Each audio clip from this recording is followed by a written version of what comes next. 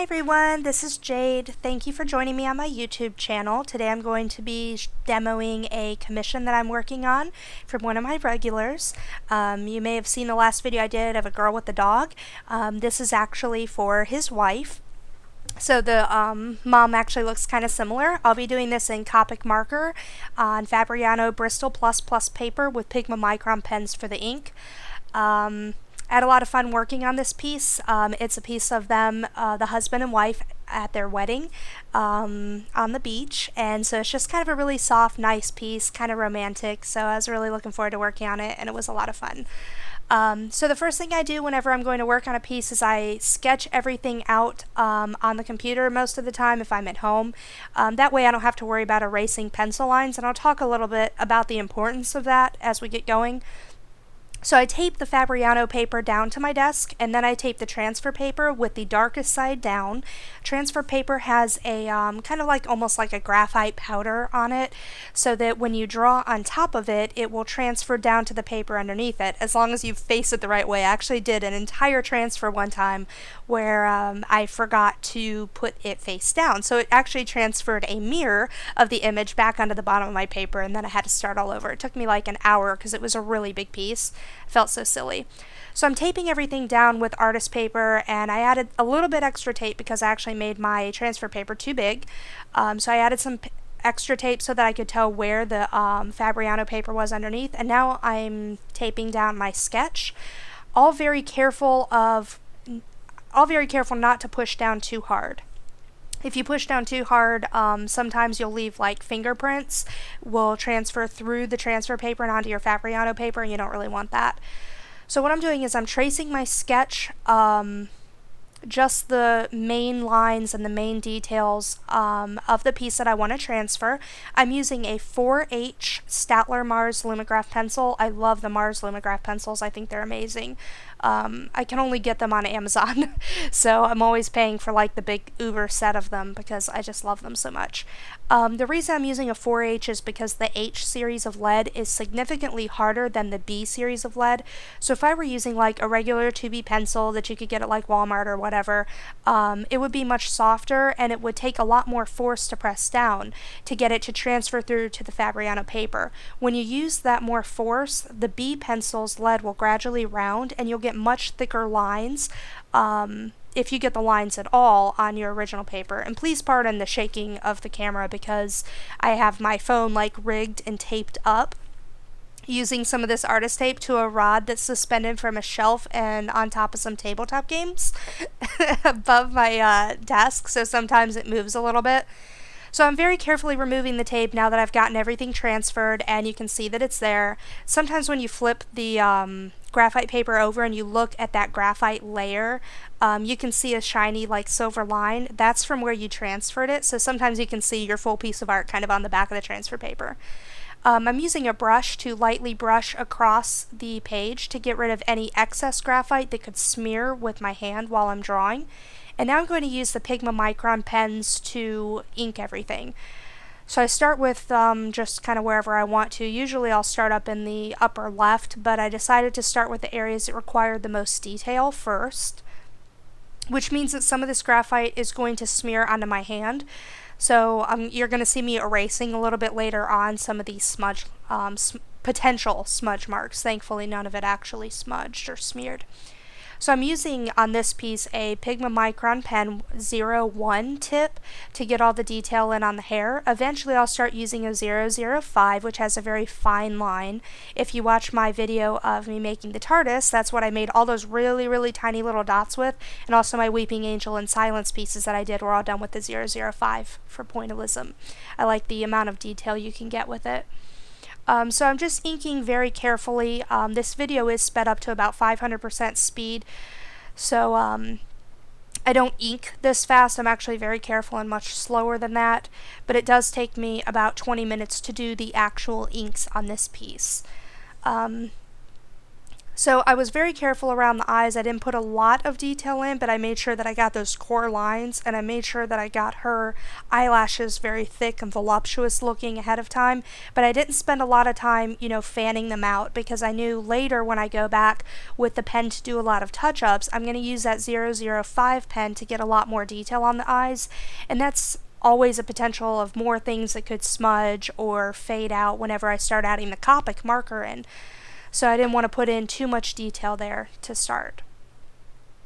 So I'm adding in all of these lines, and I'm paying really close attention to what overlaps what, where most of the shadows are going to be, just that kind of general stuff.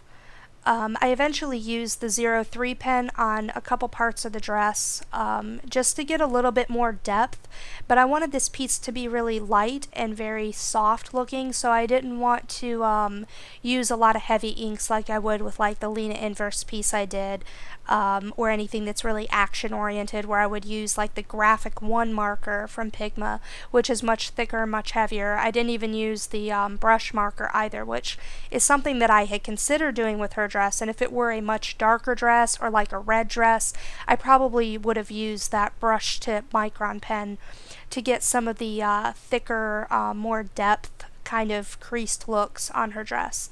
Because her dress is poofier, but it's a very thick material, you'll see that there are much fewer lines on her dress than when I start adding in on his shirt. The reason is because when a fabric is thinner, it will have more creases when you bend, because it's just lighter, it can do that. There's less body to the material. So you see that I'm drawing that in, and there's a lot more creases on his than there are on hers. The top part of her wedding dress is also a bodice, so it also doesn't have any really flexibility to it. Wedding dresses and other A-line dresses like that, like ball gowns, have what's called boning in them that keep them upright, and they also help the woman stand up very tall, also makes them perkier. So that boning is going to prevent her, one, from slouching, and two, from the dress having too many wrinkles or anything in it. I am going to allude to it being bunched up a little bit when I start adding the color, but for the most part it's just going to be very solid and very rigid and firm, versus the bottom of the dress, which is draped over her knees with these bigger arcing lines compared to his, which are a lot of, smaller wispy looking lines. So I went back to add in some more detail around her hair. One of the details that you can notice between their two faces that sets them apart is I gave his nose a little bit more pronunciation. Men usually do have a bit more pronounced nose. I also gave him fewer eyelashes and gave him a more streamlined eyeline so that it looks less feminine. His hair is also made with a different type of line. It's much choppier looking because it's short. I added in the background very quick, very light, because I don't want to put a lot of detail in on that. The more black that I would put in the background, the more it's going to take away, unless I want it to be totally black or just a really, really, really, really dark. But I didn't want to take away from the couple in the front. They're in the foreground, they're kind of the center of the image, so I didn't want to take away from that. So I knew going into this I was going to have very light sea tones, kind of breezy look to the back, and then, more detail up in the foreground to draw the eye's attention. So again, I'm able to erase right now all of these lines and smudges from the graphite transfer paper, brush it away with a brush rather than my hand for the most part, because I've got some graphite on my hands and I don't want to be smearing it all over the place.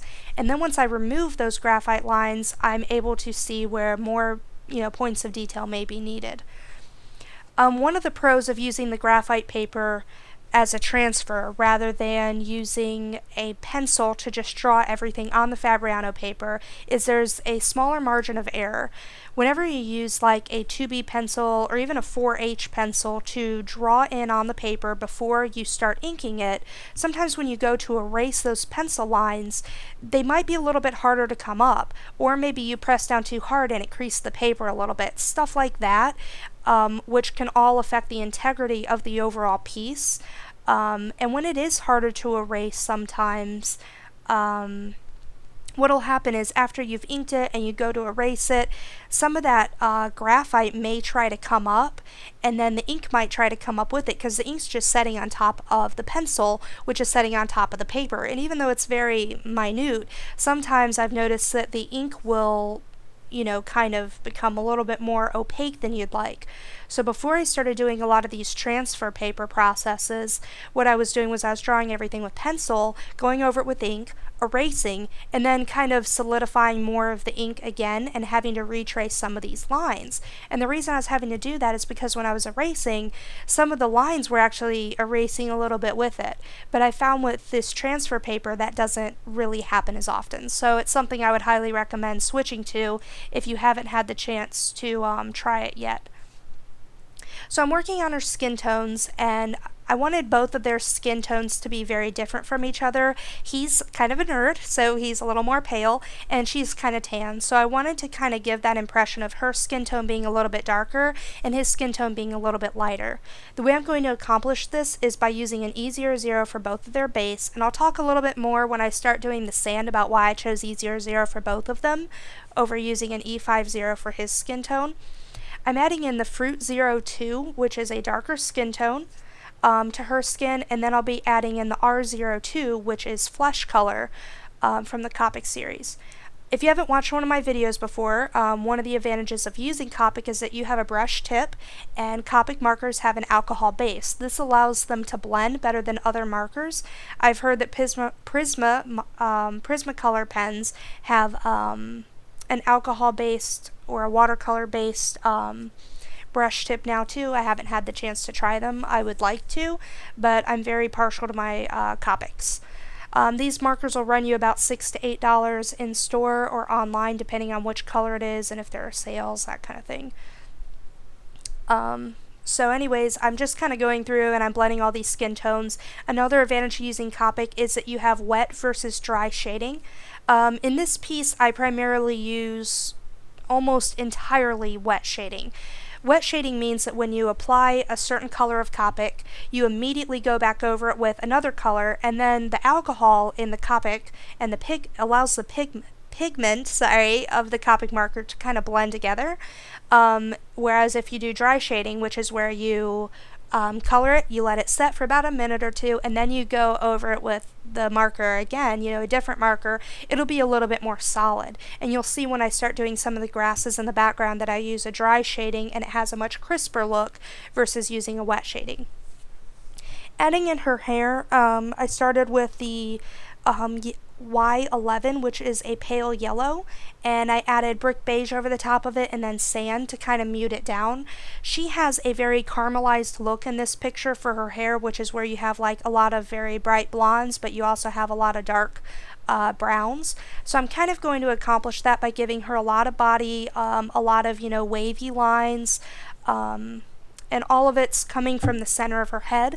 One of the ways that I really like to draw hair is very similar to what you would see in like a style magazine, or like if you go to the like a hairstylist shop and you're looking through some of their books, you'll see where they have these very loose renditions of what hair should look like when it's cut very perfectly. I like to kind of draw from inspiration from that as to how I like the hair to look. I think it's very free in those types of pictures, and I really like the hair to look that way unless it's supposed to be very crisp, in which case I wouldn't use that wet shading out, I'd use dry. So I'm just adding in some of these darker elements, being very careful, but at the same time moving kind of quickly because I wanted to take advantage of the Copic's wet shading so that her hair did have a softer look, even though I'm using this very vibrant brown to get these thicker shadows in. By adding in some of these thicker shadows and giving her a lot of darkness, especially around the neck area, and especially where you see her hair coming up from the crown and the back and from her part line, gives her hair body. It makes her hair look like it's coming out from her head and it's not just laying flat. So that's really important to make sure that you have in order to give the hair body and make it look lifelike. For his pants, I chose to use the mustard as a base, even though they were a lighter khaki, and this is because I knew I was going to have a lot of brown, a lot of lighter browns on this page, and I didn't want his pants to blend in with the background, which is all going to be sandy colored. not with sand like E33, but like sand colored. I use an E50 for that later. So I'm adding in some like sepia, and I'm adding in some dark suntan to just kind of mute down the yellow a little bit so that it's not yellowish, but I wanted that yellow again to be there for a bit of the highlight. I think it also pulls your eye down a little bit more from her hair, so it kind of ties to her hair but doesn't really distract from it. Adding in his hair is pretty much cake. You just kind of have to follow the curve of the head, remember where the lighting is, that kind of thing. So I'm using the dark suntan, using a little bit of copper to get some of the darker spots, and then I'll go back over it with the sand and just a highlight of brick beige just to give a little bit more of an indicator as to where the light's coming from. Parts of his hair are done a little bit with dry shading because I use the thicker marker end to get some harder lines on it, and then I go back over it with this lighter color. So I had two different types of whites in this picture. I had her white dress, and then he has a white shirt on. What I'm going to do to set them apart so that they don't kind of blend in together is I'm using a warm gray on his shirt, and I'm going to use a cool gray on her dress. So I'm adding in warm 1, 3, and 5. 5 is for the darkest shadows, 1 is for the lightest, with a lot of attention to where the shirt's going to crease, like around the neck, how the collar is hidden, that kind of thing, and which parts are really in shadow. I did this because the warm grays are a bit heavier looking, and they're also a bit more masculine. I wanted her to look very feminine and kind of light and princessy, and the warm grays, you can tell, definitely would not accomplish that. So when I started adding the cool grays, my cool gray 1 started dying, and I also used the cool gray 3 to kind of create some darker tones in it, but I didn't want to put too many. Now, even though her bodice is very firm, you still have to give a lot of curve to it, so one of the ways I accomplished that was by very lightly adding some C1 and a little bit of C3. And now you're able to really start telling the difference between that warm gray and the cool gray and the difference that it gives. The cool gray has a much lighter feel, the warm gray has a much heavier feel. The warm gray also feels like it could be very indicative of a brown or an earthy color even. They tend to make a piece look too dirty if you don't use them in the right way. I feel that I used them alright in this piece, especially the cool grays. I like those a lot. And then I'm going to lighten up some of these parts with some of the 00, the colorless blender, in order to make it look much brighter. She wears kind of a silvery necklace and earrings, so I started that off with the C1, and then I added in just some colors like pinks and purples and yellows, just a couple little dots here and there to make it kind of shimmer. It's probably very hard to see on the video, but it's something that comes out very well on the original piece. It usually doesn't translate well when scanned. So I also added a bit of a BG10, which is kind of like an aqua-ish color, but it's very light. It's called Cool Shadow, to the ocean and also to his shirt, mainly because I wanted to pull in that blue-green from up at the top, into his shirt. It also looks a little bit more masculine, and I used a BV00, which is a cool shadow from the purples, I think it's called Mauve Shadow, to give her dress still a little bit more of that princessy look without adding any more gray to it. So it just, adding a little bit of color to that gives it some more dimension. I also added in some greens and some browns up top around where those grasses are going to be. And now I'm adding in that E50 that I'm going to kill. And if you slow down the video, you can see this marker gradually dying and the tip of it becoming whiter and whiter. So I pretty much killed that marker today. Gonna have to buy a new one.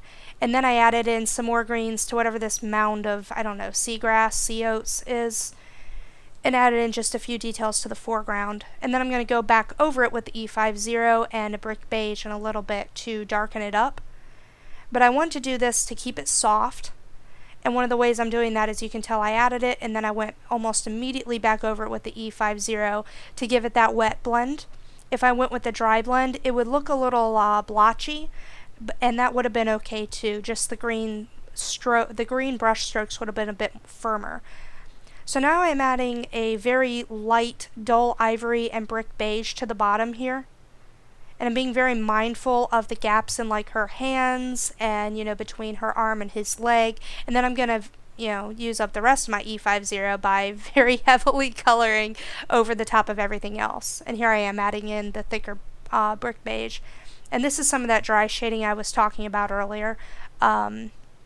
Then I stopped to write down which markers I needed to replace.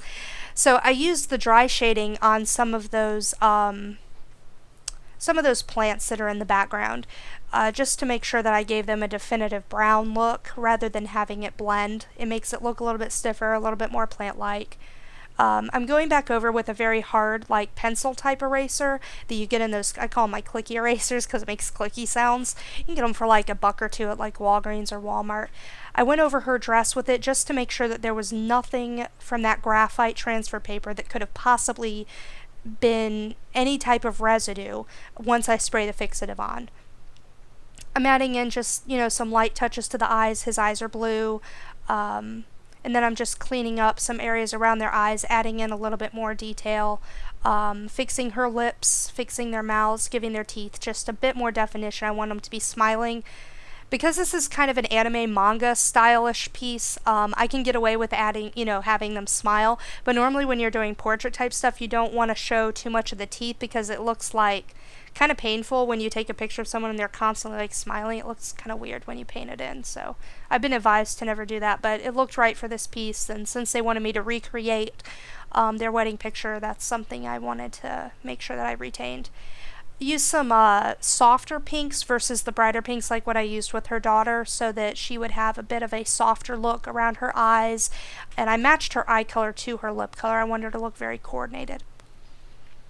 And that's pretty much it for the video. I'm just going to kind of darken up some of these lines, and then I'll be spraying it with fixative. It's very important to always seal your piece with fixative.